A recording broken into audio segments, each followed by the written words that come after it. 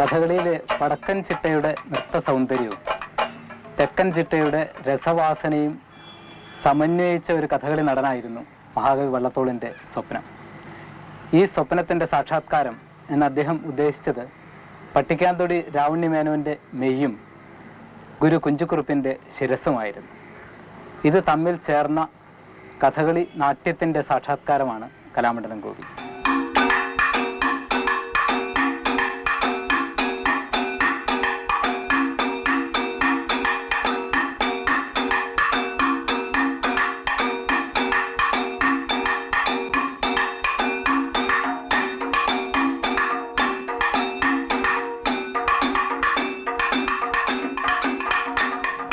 ഗോപി ഇപ്പോ ഇന്നത്തെ കഥകളി നടന്മാരിൽ അഗ്രഗണ്യനാണെന്ന് തന്നെ പറയണം. പറയുന്നത് ഞാനാണെങ്കിലും സത്യം പറയാതിരിക്കാൻ വയ്യ. ഈ ഗോപി ഇപ്പോ ഇന്ന് പ്രകടിപ്പിക്കുന്ന അത്രയൊന്നും ഗോപി പഠിച്ചിട്ടില്ല. അല്ല, പഠിപ്പിച്ചാൽ കലാമണ്ഡലത്തില് നിയമപ്രകാരമുള്ള കോഴ്സൊക്കെ ഉണ്ട്, അതൊക്കെ കഴിഞ്ഞു എന്നുള്ളൂ. പക്ഷെ ഒരു അത്ഭുത സൃഷ്ടിക്കും പ്രത്യേകതയുണ്ട്. ആ വേഷം ഒരുങ്ങിയാൽ അതും പ്രത്യേകിച്ച് പച്ചവേഷം വളരെ ഭംഗിയാണ്. നന്നായ ദിവസങ്ങളിൽ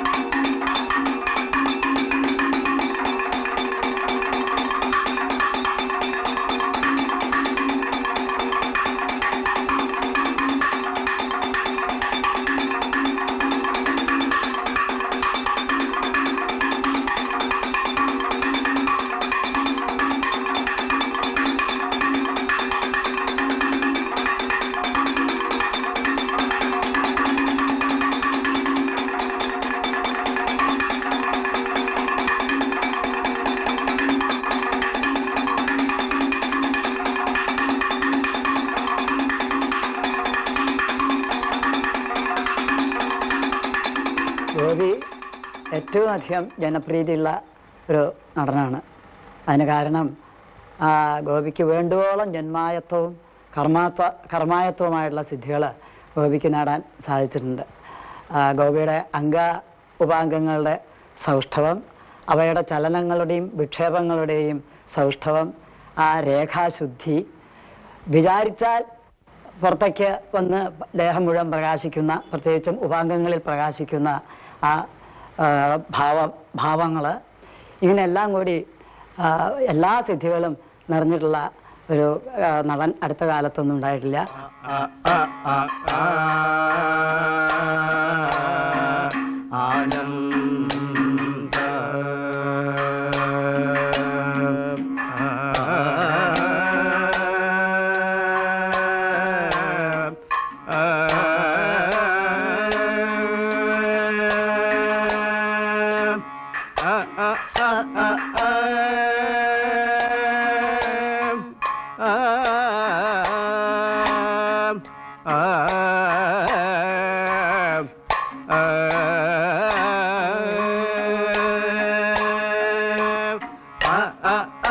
ഒരുപക്ഷെ ഗോപി ഈ പച്ചവേഷത്തിൽ ഇത്രയും പ്രശസ്തനായി തീർന്നത് ഒന്നാമതായിട്ട് അതിൻ്റെ ആഹാര്യ ശോഭ കൊണ്ട് തന്നെയാണ്.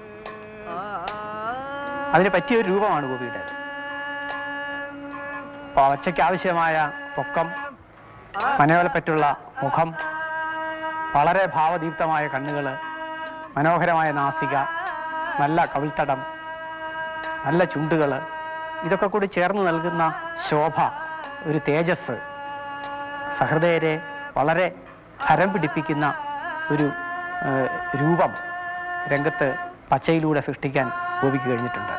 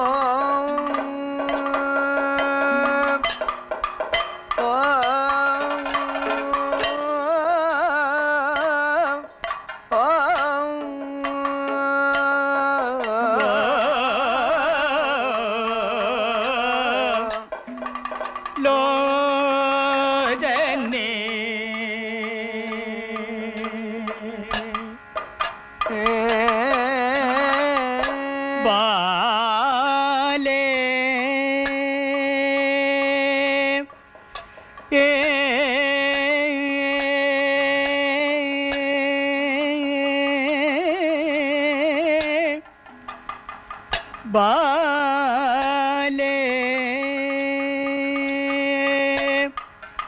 ബൈ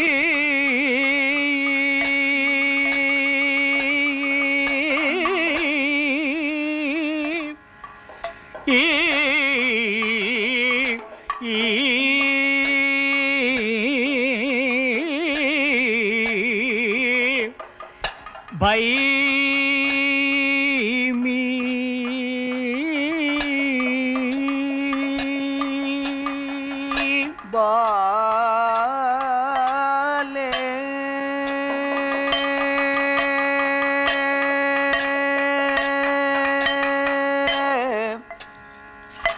Bale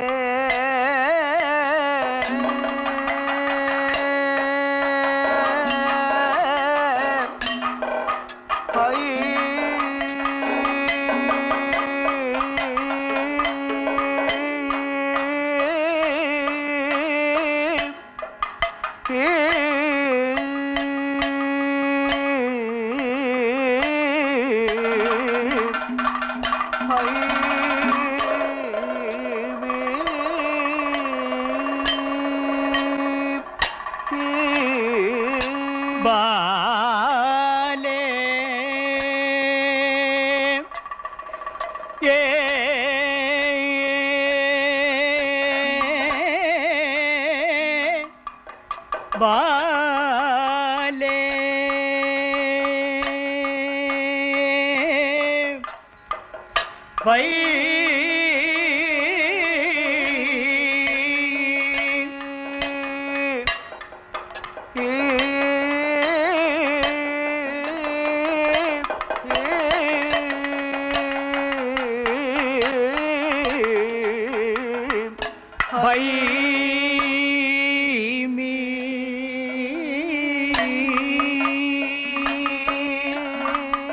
വളരെ ശൈലീകൃതമായിട്ടുള്ള സവിശേഷമായ ഒരു സംസ്കാരത്തിലൂടെ രൂപപ്പെട്ട ഒരു അഭിനയ പദ്ധതിയാണ് കഥകളിക്കുള്ളത്. അപ്പൊ അതിന്റെ ഭാഷ സാധാരണ ജനങ്ങൾക്ക് മനസ്സിലാവാനും വളരെ ബുദ്ധിമുട്ടുണ്ട്. പക്ഷെ ഗോപി തന്റെ ഭാവാവിഷ്കാര പാടവം കൊണ്ടും പിന്നെ ആർജവം കൊണ്ടും ഈ ഒരു പരിമിതിയെ അതിലംഘിച്ചുകൊണ്ട് യാഥാർത്ഥ്യ പ്രതീതി സാമാജികനിൽ കാണുന്ന ആളിൽ ഉളവാക്കുന്നു എന്നുള്ളതും ഗോപിയുടെ ജനപ്രിയതയ്ക്ക് കാരണമായിട്ടുണ്ട്.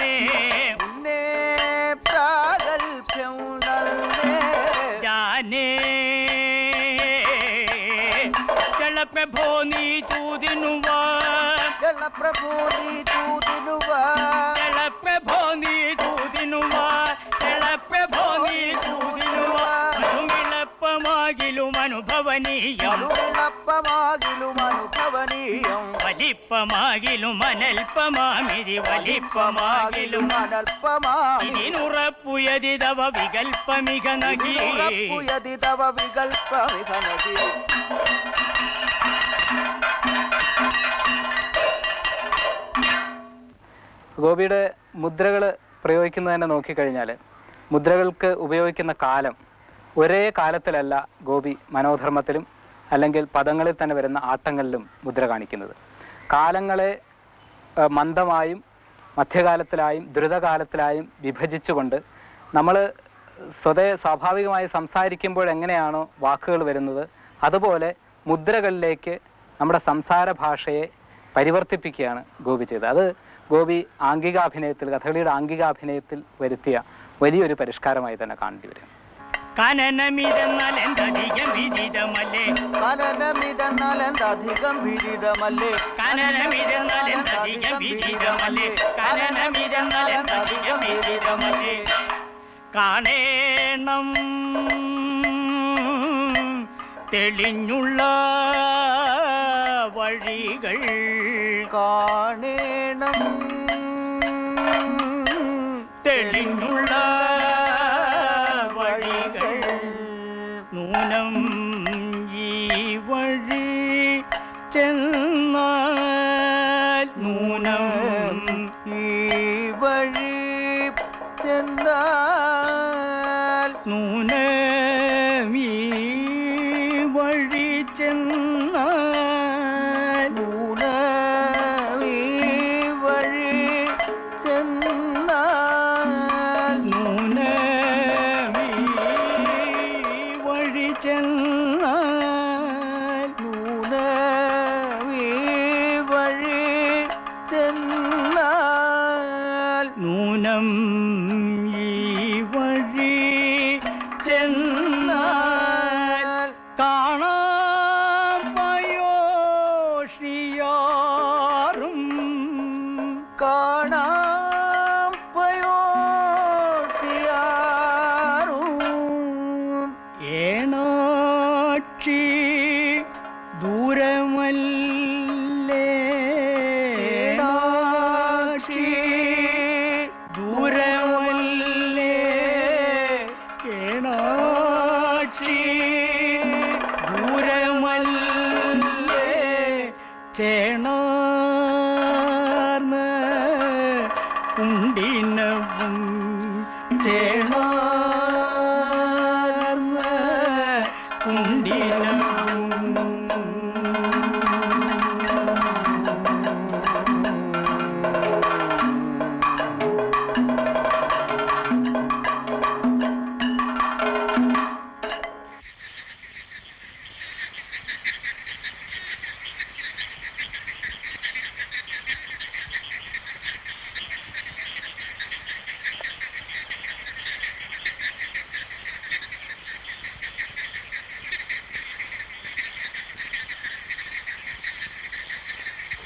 കാലവർഷം തിമർത്ത് പെയ്യുന്ന ഒരു ഇടവപ്പാതിക്കായിരുന്നു ഞാൻ ഈ വീട്ടിൽ ജനിച്ചത്. 61 വർഷം മുമ്പ്. അന്ന് ഈ വീടിന് ഇപ്പം കാണുന്ന ഈ രൂപഭംഗി പോലും ഉണ്ടായിരുന്നില്ല. വൈക്കോല് മേഞ്ഞ ഒരു ചെറിയ വീടായിരുന്നു.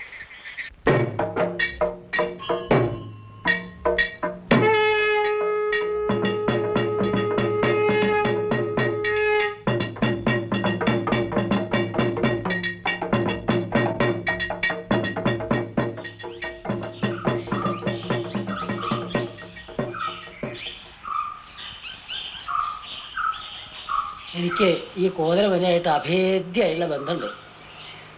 എൻ്റെ അച്ഛൻ ഇവിടുത്തെ നെല്ലളവുകാരനും കാര്യസ്ഥനുമായിരുന്നു.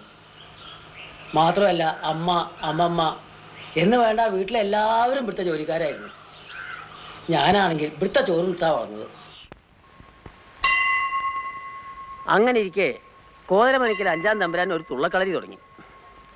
അവളെ പഠിക്കാൻ എന്നെ അയക്കണമെന്ന് അദ്ദേഹം അച്ഛനോട് പറഞ്ഞു. അച്ഛൻ മണിക്കിലത്തെ ആശ്രിതനായതുകൊണ്ട് തമ്പുരാന്റെ കൽപ്പന അനുസരിക്കാതെ നിവൃത്തിയില്ലായിരുന്നു. ഞാനാണെങ്കിൽ അപ്പോൾ സ്കൂളിൽ 4-ാം ക്ലാസ്സിൽ പഠിക്കുക. അച്ഛൻ ഏതായാലും എന്നെ നിർബന്ധമായിട്ട് തുള്ളൽ കളരി കൊണ്ട് ചേർത്തി. സ്കൂളിൽ ഞാൻ വലിയ മോശമൊന്നുമില്ല എന്നാണ് ടീച്ചർമാർ പറഞ്ഞിരുന്നത്. ഏതായാലും 6 മാസം കഴിഞ്ഞപ്പോൾ എൻ്റെ തുള്ളൽ അരങ്ങേറ്റവും കഴിഞ്ഞു. ഒരു 1.5 വർഷം പല വേദികളിലും തുള്ളൽ അവതരിപ്പിക്കുകയും ചെയ്തു. മരങ്ങളും തല്ലിത്തകർത്തുകൊണ്ട്, കല്ലും മരങ്ങളും തല്ലിത്തകർത്തുകൊണ്ട്, ഉല്ലാസമോടങ്ങു ചെല്ലുന്ന നേരത്തു, കല്ലും മരങ്ങളും തല്ലിത്തകർത്തുകൊണ്ട് ഉല്ലാസമോടങ്ങു ചെല്ലുന്ന നേരത്തു, പല്ലിഗൃഹങ്ങളിൽ തല്ലീലയാടുന്ന, പല്ലിഗൃഹങ്ങളിൽ തല്ലീലയാടുന്ന, നല്ലൊരു ഗന്ധർ വല്ലാക്ഷിമാരുടെ, പല്ലിഗൃഹങ്ങളിൽ തല്ലീലയാടുന്ന നല്ലൊരു ഗന്ധർവ മല്ലാക്ഷിമാരുടെ സല്ലാപസാരസ്യ കല്ലോഹലങ്ങളാൽ സല്ലാപസാരസ്യ കല്ലോകലങ്ങളാൽ കല്ലോല വിഭ്രമം വെല്ലുന്ന കണ്ണു തെല്ലിന്റെ ഭംഗിയും ചില്ലിവില്ലാട്ടവും തെല്ലിന്റെ ഭംഗിയും ചില്ലിവില്ലാട്ടവും മുല്ലായുധത്തഴക്കല്ലൽ നൽകുന്ന മുല്ലായുധത്തഴക്കല്ലൽ നൽകുന്ന മില്ലവും ചന്ദ്രനെ വെല്ലും മുഖാബ്ജവും മുല്ലായുധത്തഴക്കല്ലൽ നൽകുന്ന ധർമ്മില്ലവും ചന്ദ്രനെ വെല്ലം മുഖബ്ജവും മല്ലികാമൊട്ടിനെ തല്ലിയോടിക്കുന്ന മല്ലികാമൊട്ടിനെ തല്ലിയോടിക്കുന്ന പല്ലിന്റെ ശോഭയും നല്ലോരതരവും മല്ലികാമൊട്ടിനെ തല്ലിയോടിക്കുന്ന പല്ലിന്റെ ശോഭയും നല്ലോരധരവും ചെമ്പാരി തന്നുടെ കുമ്പിപ്രവരന്റെ ചെമ്പാരി തന്നുടെ കുമ്പിപ്രവരന്റെ കുംഭത്തടത്തിന്റെ ഡംബം കുറയ്ക്കുന്ന ചെമ്പാരി തന്നുടെ കുമ്പിപ്രവരൻ. പെട്ടെന്ന് ഒരു ദിവസം തമ്പുരാൻ ഇനി തുള്ളൽ പഠിപ്പിക്കണ്ട എന്ന് പറഞ്ഞ് കളരി നിർത്തി. സ്കൂൾ പഠിത്തം എന്റെ മുടങ്ങും ചെയ്തു, തുള്ളൽ പഠിക്കലും മുടങ്ങി. ഞാൻ ആകെ മാനസികമായിട്ട് തളർന്നു, വിഷമിച്ചു. ആ സമയം പ്രശസ്തമായ കോടല്ലൂർ മനക്കിലെ അച്ഛൻ തമ്പുരാന്റെ നേതൃത്വത്തിൽ ഒരു കഥകളിക്കളരി തുടങ്ങിയിരുന്നു. എന്റെ അവസ്ഥ കണ്ടും എന്നോടുള്ള വാത്സല്യം കൊണ്ടും എന്റെ ആശാൻ പരമേശ്വരൻ നമ്പീശൻ എന്നെ ആ കളരി കൊണ്ടാക്കി. അവിടെ തേക്കുംകാട്ടിൽ രാവണി നായർ ആശാനായിരുന്നു ഗുരുനാഥൻ.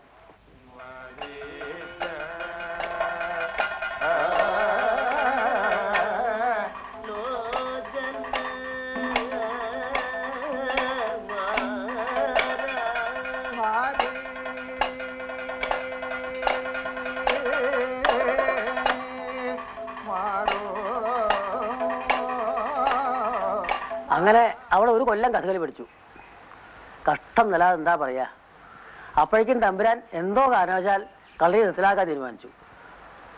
അതോടെ എന്റെ കലാജീവിതം അവസാനിച്ചതുപോലെയായി.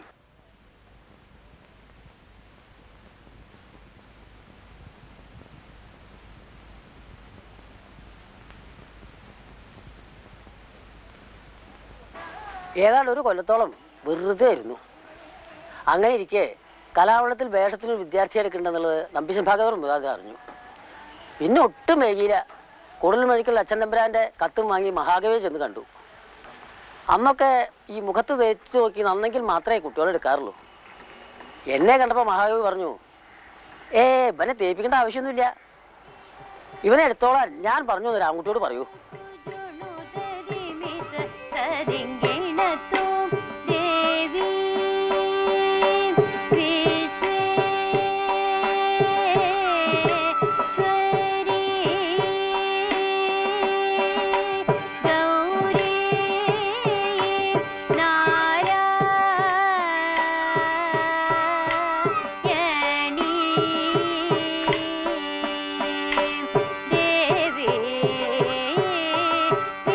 ആദ്യം ഗോപിയെ പഠിപ്പിച്ചിരിക്കുന്നത് ഞാനാ. കുട്ടിയാണ്, അന്ന് വികൃതിയുണ്ട്. അന്ന് ചിട്ടപ്രകാരം കലാമണ്ഡലത്തിലെ അഭ്യാസവും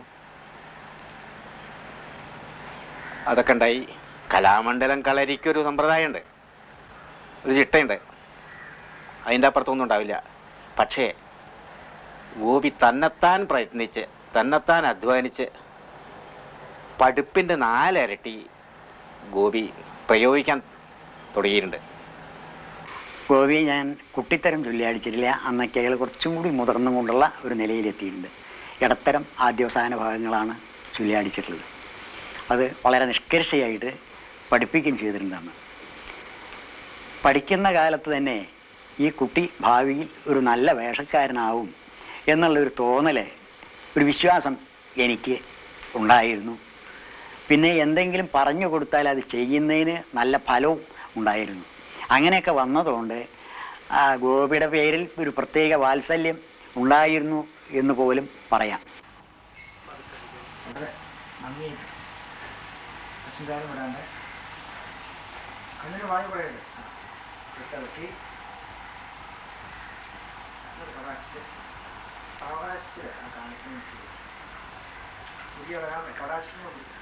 കലാമണ്ഡലത്തിൽ എൻ്റെ പ്രധാന ഗുരുനാഥന്മാർ രാമരാജനും പത്മനാശാനും ആയിരുന്നു. അന്നത്തെ പഠിപ്പിക്കൽ കഠിനവും കർശനവുമായിരുന്നു.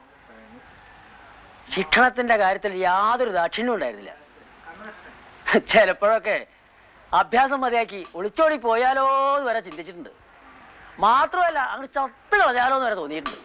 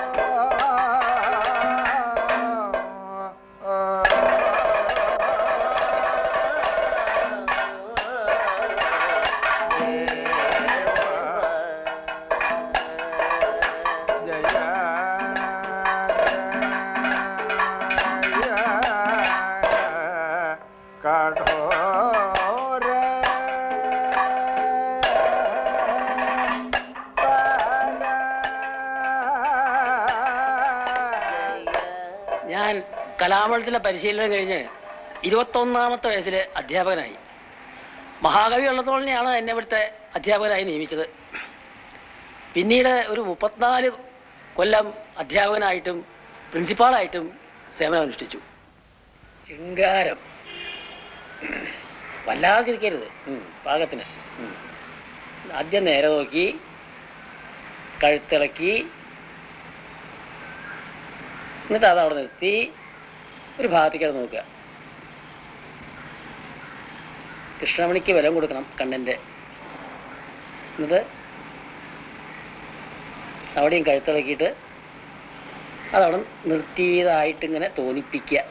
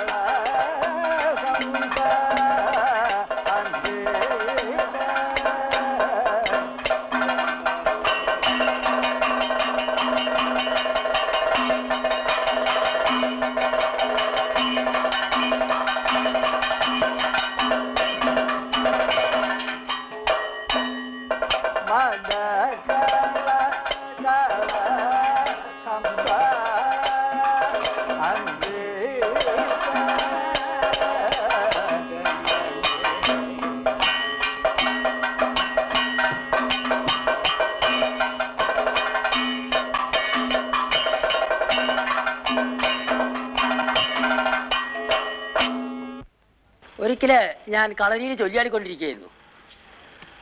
പത്മനാഭൻ നായരാശാനാണ് ചൊല്ലിയടിച്ചിരുന്നത്. കീചകോതാണ് കഥ.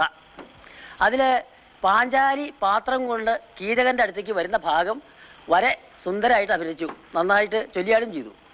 ആ ഭാഗം വന്നപ്പോൾ എനിക്ക് ആ പാത്രം എടുത്ത് വരാനുള്ള കഥ മറന്നു, ഓർമ്മയില്ല.